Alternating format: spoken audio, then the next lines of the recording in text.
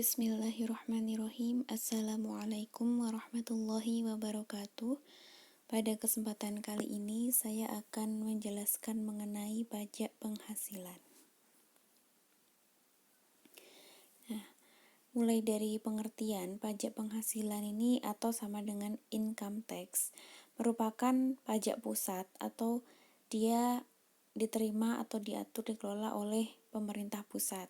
Kemudian PPh ini merupakan pajak yang langsung. Ini bisa dipelajari dari jenis-jenis pajak. Jadi PPh termasuk pajak langsung. Kemudian dasar hukumnya PPh adalah dasar hukum formilnya Undang-Undang Nomor 6 Tahun 83, Tahun 94 dan seterusnya. Kemudian untuk dasar hukum yang materialnya Undang-Undang Nomor 7 Tahun 1983 dan seterusnya. Nah, undang-undang ini adalah undang-undang tentang pajak penghasilan. Kemudian subjek pajak. Jadi subjek ini adalah orangnya. Subjek pajak menjawab siapa yang dikenakan pajak. Nah, siapa yang dikenakan pajak? Yang menjadi wajib pajak bila memenuhi syarat-syarat objektif yaitu adanya penghasilan. Jadi subjek pajak ini menjadi wajib pajak bila memenuhi syarat objektif yaitu adanya penghasilan. Seseorang yang punya penghasilan dia adalah subjek pajak. Nah, kemudian subjek pajak penghasilan ini adalah ada beberapa macam. Yang pertama adalah orang pribadi. Orang pribadi ini bisa orang pribadi penghasilan secara pribadi atau warisan yang belum terbagi sebagai suatu kesatuan menggantikan yang berhak.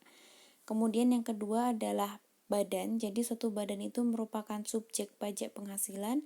Kemudian yang ketiga adalah bentuk usaha tetap. Nah, bentuk usaha tetap ini merupakan subjek pajak yang perlakuan perpajakannya dipersamakan dengan subjek pajak badan. Jadi nanti akan kita bahas lebih lanjut mengenai bentuk usaha tetap itu seperti apa. Kemudian kalau dibagi dari subjek pajaknya ini dapat dilihat dari subjek pajak dalam negeri dan subjek pajak luar negeri. Jadi subjek pajak dalam negeri itu apa saja dan subjek pajak luar negeri apa saja. Nah, subjek pajak dalam negeri ini terdiri atas subjek pajak orang pribadi. Nah, orang pribadi ini syaratnya adalah dia bertempat tinggal di Indonesia. Kemudian dia berada di Indonesia lebih dari 183 hari dalam jangka waktu 12 bulan. Jadi selama 12 bulan dia sudah tinggal di Indonesia selama 183 hari. Jadi dalam jangka waktu 1 tahun dia harus tinggal di Indonesia selama 183 hari atau lebih. Kemudian orang pribadi yang dalam 1 tahun pajak berada di Indonesia yang mempunyai niat untuk bertempat tinggal di Indonesia. Jadi syarat yang ketiga adalah dia dalam 1 tahun tinggal di Indonesia dan juga punya niat untuk bertempat tinggal di Indonesia. Nah, yang kedua adalah warisan. Warisan ini merupakan warisan yang belum dibagi sebagai suatu kesatuan menggantikan yang berhak. Jadi warisan yang belum dibagi menggantikan yang berhak. Ini nanti akan menjadi subjek pajak dalam negeri. Kemudian yang ketiga adalah badan yang didirikan atau bertempat kedudukan di Indonesia kecuali unit tertentu dari badan pemerintah yang memenuhi kriteria.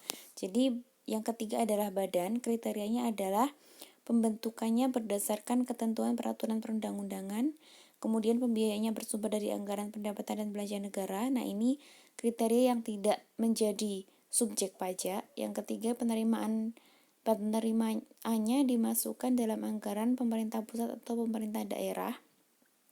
Yang keempat, pembukuannya diperiksa oleh aparat pengawasan fungsional negara. Nah, keempat kriteria ini adalah untuk badan yang tidak merupakan subjek pajak. Kemudian yang luar negeri ini siapa saja? Yang pertama adalah orang pribadi. Jadi tadi yang dalam negeri juga ada orang pribadi tapi punya kriteria tertentu. Nah, ini untuk subjek pajak luar negeri juga ada orang pribadi yang punya kriteria tertentu. Jadi syaratnya adalah orang pribadi yang tidak bertempat tinggal di Indonesia, orang pribadi yang berada di Indonesia tidak lebih dari 183 hari dalam jangka waktu 12 bulan, dan badan yang tidak didirikan dan tidak bertempat kedudukan di Indonesia yang menjalankan usaha atau melakukan kegiatan melalui bentuk usaha tetap di Indonesia. Jadi syaratnya kebalikan dari yang tadi. Kalau yang tadi harus tinggal lebih dari 183 hari, kalau yang ini tidak bertempat tinggal di Indonesia selama 183 hari dalam jangka waktu 1 tahun. Jadi itu syaratnya. Kemudian yang kedua, subjek pajak luar negeri adalah orang pribadi yang tidak bertempat tinggal di Indonesia. Orang pribadi yang berada di Indonesia tidak lebih dari 183 hari dalam jangka waktu 12 bulan, dan badan yang tidak didirikan dan tidak bertempat kedudukan di Indonesia yang dapat menerima atau memperoleh penghasilan dari Indonesia, tidak dari menjalankan usaha atau melakukan kegiatan melalui bentuk usaha tetap di Indonesia.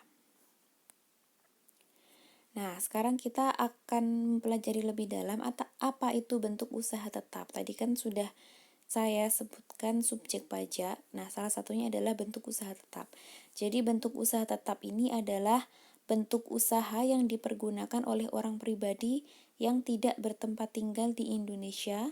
Orang pribadi yang berada di Indonesia tidak lebih dari 183 hari dalam jangka waktu 12 bulan, dan badan yang tidak didirikan dan tidak bertempat kedudukan di Indonesia untuk menjalankan usaha atau melakukan kegiatan di Indonesia. Jadi bentuk usaha tetap ini adalah suatu badan atau perseorangan yang dia ada usaha di Indonesia, tapi dia tidak didirikan dan tidak bertempat kedudukan di Indonesia. Jadi di Indonesia hanya untuk menjalankan usahanya saja. Nah, kemudian kita akan melihat kapan, saat, mulai, dan berakhirnya kewajiban pajak subjektif. Nah, untuk subjek pajak orang pribadi dalam negeri, ini dia akan berkewajiban membayar pajak penghasilan sejak saat dilahirkan, kemudian saat berada di Indonesia atau berniat bertempat tinggal di Indonesia. Nah, ketika misalnya ada orang luar negeri sudah berniat tinggal di Indonesia, maka dia akan dimulai menjadi subjek pajak, kemudian akan berakhir ketika meninggal dunia atau saat meninggalkan Indonesia. Kemudian untuk badan, dia akan menjadi subjek pajak ketika didirikan atau bertempat kedudukan di Indonesia, dan akan berakhir ketika dibubarkan atau tidak lagi bertempat kedudukan di Indonesia.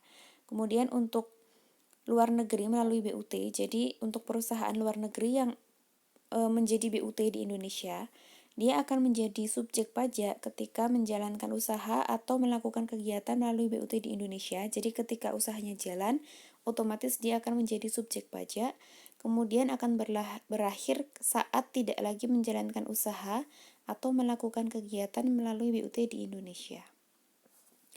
Kemudian selanjutnya, subjek pajak luar negeri tidak melalui BUT, dia akan menjadi subjek pajak ketika menerima atau memperoleh penghasilan dari Indonesia. Misal ada perseorangan orang luar negeri, kemudian bekerja di Indonesia. Nah, ketika dia menerima penghasilan dari Indonesia, maka dia akan dianggap sebagai subjek pajak. Kemudian akan berakhir ketika tidak lagi menerima penghasilan dari Indonesia. Yang terakhir, warisan yang belum dibagi. Nah, ini akan menjadi subjek pajak ketika saat timbulnya warisan yang belum dibagi. Jadi ketika warisan itu timbul, maka akan menjadi subjek pajak dan berakhir ketika warisan tersebut sudah selesai dibagikan.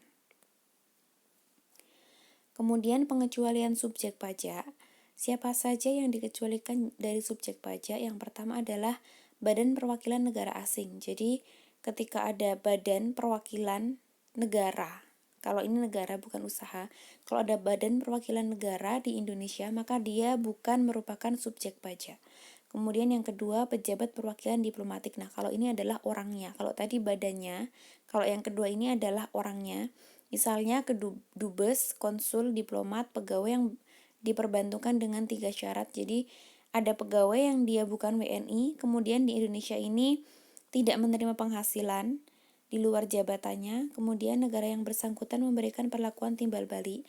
Nah, ketika seseorang memenuhi 3 syarat ini, maka dia bukan merupakan subjek pajak. Kemudian organisasi internasional yang ditetapkan Kementerian Keuangan. Jadi kalau ada organisasi internasional yang ada di Indonesia, tapi ditetapkan oleh Kementerian Keuangan tidak menjadi subjek pajak, maka dia bukan subjek pajak. Yang keempat adalah pejabat perwakilan organisasi internasional bukan WNI yang ditetapkan Kementerian Keuangan. Jadi ada beberapa syarat yang diatur oleh Kementerian Keuangan. Kemudian kalau tadi subjek, sekarang masuk ke objek pajak. Kalau tadi siapa yang harus membayar, kalau sekarang apa yang akan menimbulkan pajak itu terjadi. Jadi yang menjadi objek pajak adalah penghasilan, karena namanya pajak penghasilan. Jadi setiap ada penghasilan, maka dari situ akan dikenakan pajaknya. Nah, penghasilan ini diartikan dalam pengertian secara luas, yaitu setiap tambahan kemampuan ekonomis yang diterima atau diperoleh wajib pajak, baik yang berasal dari Indonesia maupun dari luar negeri atau dari luar Indonesia, yang dapat dipakai untuk konsumsi atau untuk menambah kekayaan wajib pajak yang bersangkutan dengan nama dan bentuk apapun. Jadi ketika ada tambahan kemampuan ekonomis, maka itu disebut sebagai penghasilan dan harus dikenakan PPh.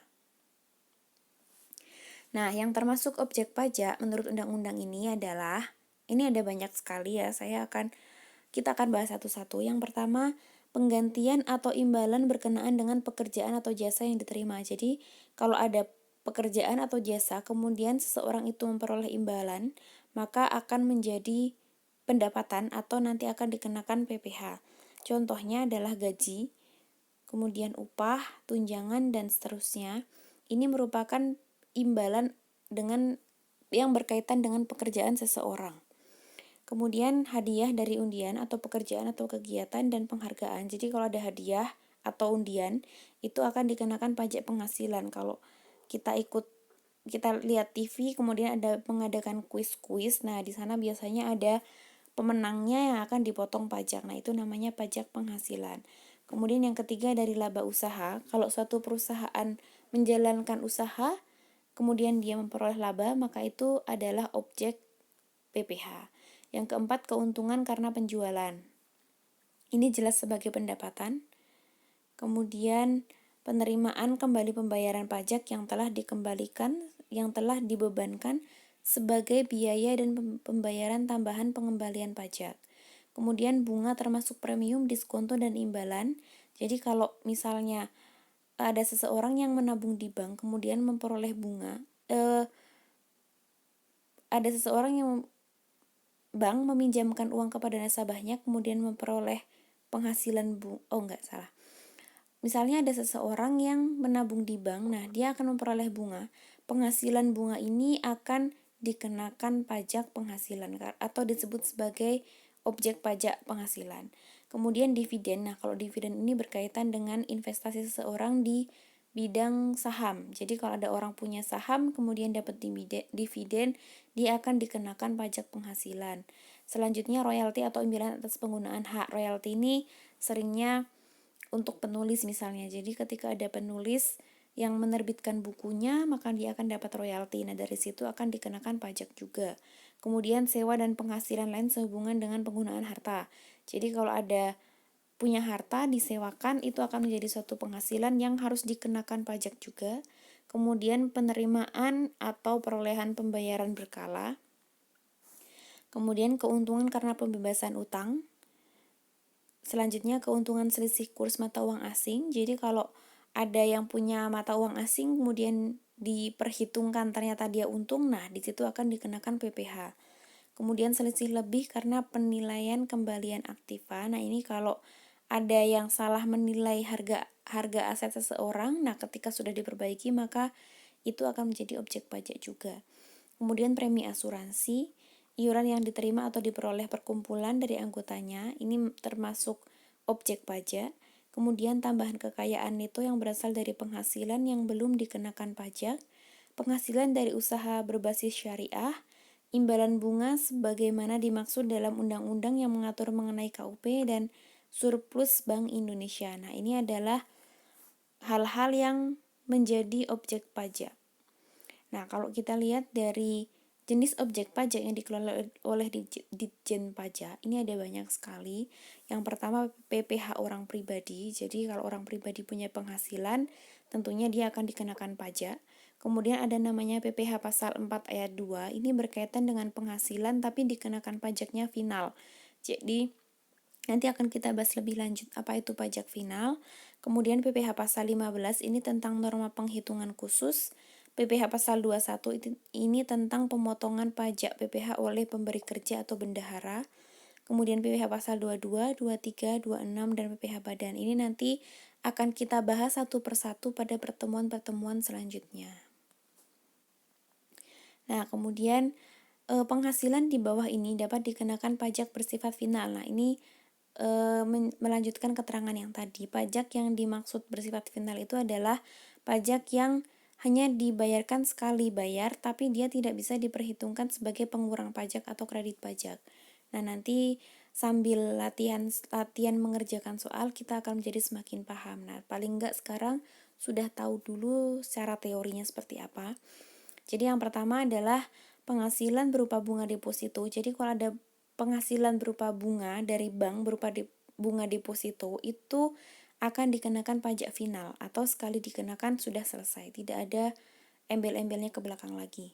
Kemudian penghasilan berupa hadiah undian. Jadi kalau ada seseorang dapat hadiah undian itu akan dikenai pajak final. Yang ketiga penghasilan dari transaksi saham. Kemudian penghasilan dari pengalihan harta berupa tanah dan atau bangunan. Penghasilan tertentu lainnya yang diatur dengan atau berdasarkan peraturan pemerintah. Kemudian yang dikecualikan dari objek pajak. Kalau tadi objek pajaknya, kalau sekarang yang dikecualikan. Nah, ini ada beberapa hal. Yang pertama adalah bantuan atau sumbangan, termasuk zakat. Jadi kalau ada bantuan atau sumbangan, menerima penghasilan berupa bantuan atau sumbangan ini tidak akan dikenakan pajak karena bukan merupakan objek pajak. Kemudian dana hibah ini juga bukan merupakan objek pajak. Di sini syaratnya sepanjang tidak ada hubungan dengan usaha, pekerjaan, kepemilikan, atau penguasaan di antara pihak-pihak yang bersangkutan. Kemudian yang kedua adalah warisan, ini juga bukan objek pajak. Yang ketiga, harta termasuk setoran tunai yang diterima oleh badan sebagaimana dimaksud dalam pasal 2 sebagai pengganti saham atau sebagai pengganti penyertaan modal. Nah, ini bukan termasuk objek pajak. Yang keempat, penggantian atau imbalan sehubungan dengan pekerjaan atau jasa. Yang kelima, pembayaran dari perusahaan asuransi kepada orang pribadi sehubungan dengan asuransi kesehatan dan seterusnya. Oh ya, yang poin 4 tadi, ini adalah penggantian atau imbalan yang diberikan perusahaan, tapi diberikannya dalam bentuk natura dan atau kenikmatan. Jadi, karyawan yang bersangkutan dia tidak menerima uang, tapi menerima natura atau kenikmatan ini biasanya berupa barang. Contohnya, sebelum hari raya biasanya perusahaan membagikan parcel. Nah, parcel itu bukan merupakan objek pajak. Kemudian selanjutnya dividen dan seterusnya. Jadi untuk dividen ini ada syarat-syaratnya, nanti akan kita bahas lebih lanjut ketika membahas tentang PPh dividen. Kemudian iuran yang diterima atau diperoleh dana pensiun.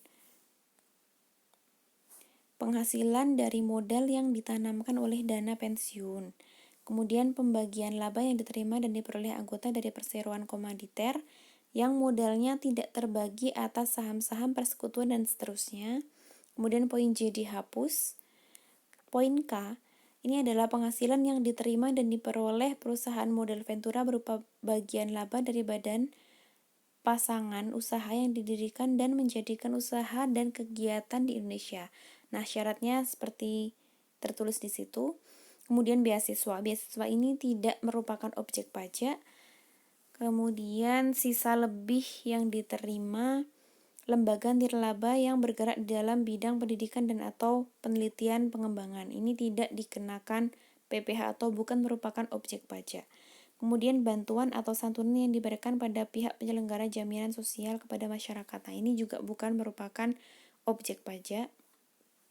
Selanjutnya adalah tarifnya. Jadi PPh itu tarifnya berapa? PKP atau penghasilan kena pajak yang bisa dicari melalui laporan laba rugi. Jadi kalau kita mau melihat penghasilan kena pajak, berapa yang harus dikenakan pajak itu melihat dari laporan laba rugi. Kemudian PKP dicari melalui norma perhitungan, yaitu dengan mencari terlebih dahulu penghasilan itu kemudian dikurangi PTKP. Nah, kalau penghitungan pajaknya dengan norma, maka ada caranya tersendiri juga. Kemudian tarif PPh yang berlaku sejak 2016 sampai sekarang, ini ada berlapis-lapis. Untuk orang pribadi, dia akan dikenakan sampai dengan 50 juta 5%, sampai dengan 250 juta 15%, dan seterusnya. Nanti akan lebih jelas ketika kita mempelajari teknis pengerjaannya. Kemudian tarif badan berlaku tarif tunggal. Jadi kalau untuk perusahaan atau badan itu diberlakukannya tarifnya tunggal, hanya satu. Yaitu saat ini 2020 tarifnya adalah 22%. Nah, ini ada karena peraturan terbaru. Kemudian masuk ke materi depresiasi dan amortisasi. Nah, ini mungkin masih sangat awam, tapi kita belajar sedikit demi sedikit. Jadi depresiasi ini merupakan istilah alokasi atau pembebanan harga perolehan aktiva tetap atau aktiva tetap selama masa manfaatnya. Nah, contohnya aktiva tetap mesin, kendaraan, dan gedung. Jadi pembebanan harga perolehan. Ketika seseorang membeli peralatan, contohnya mesin, nah itu kan membelinya dengan harga yang utuh, tapi seiring berjalannya waktu, mesin itu akan mengalami perubahan. Jadi semakin lama dipakai akan semakin menurun kinerjanya, maka perusahaan harus melakukan depresiasi atau pembebanan harga perolehan. Jadi nanti sudah berapa harganya berkurang gitu. Nah, sedangkan amortisasi ini sama dengan depresiasi. Kalau depresiasi ini aktivanya tetap atau dapat dilihat. Kalau amortisasi ini aktivanya tidak berwujud. Jadi untuk aktiva-aktiva yang tidak kelihatan, contohnya paten, merek, dagang, dan lisensi. Jadi kalau ada orang punya merek dagang, itu ketika sudah dinominalkan, maka setiap tahun harus diamortisasi supaya tahu perubahan-perubahannya. Kemudian penggolongannya untuk aktiva tetap dan tarif-tarifnya. Nah, ini aktiva tetap ini dibagi menjadi dua, yaitu bangunan dan non-bangunan. Nah, untuk non-bangunan ada 4 golongan juga. Jadi golongan 1, 2, 3, 4 yang masa manfaatnya ini akan berbeda-beda. Kemudian depresiasinya juga persentasenya berbeda. Nah, sedangkan untuk bangunan ini dibagi dua, ada bangunan permanen dan non-permanen. Masa manfaatnya juga berbeda sesuai ketentuan pajak dan tarifnya juga sudah ditentukan oleh perpajakan. Nah, ini ada catatan sedikit untuk depresiasi yang menurut pajak. Jadi nanti depresiasi ini menurut akuntansi dan pajak ada sedikit perbedaan. Kalau untuk pajak, dia tidak boleh ada nilai sisa sedikit pun. Jadi nilai sisanya harus 0. Kemudian dia akan dihitung sejak dimulai bulan perolehannya. Kapan perusahaan memperoleh aktiva tetap tersebut. Kemudian untuk yang non-bangunan itu bisa pakai dua alternatif depresiasinya, bisa pakai garis lurus atau saldo menurun. Nah, sedangkan untuk bangunan ini hanya boleh pakai satu metode, yaitu metodenya garis lurus. Sekian penjelasan tentang pajak penghasilan umum. Nanti akan kita pelajari lagi lebih detail tentang macam-macam pajak penghasilan dan bagaimana cara menghitung pajak tersebut dan berapa juga tarif yang harus ditetapkan. Terima kasih atas perhatiannya. Wassalamualaikum warahmatullahi wabarakatuh.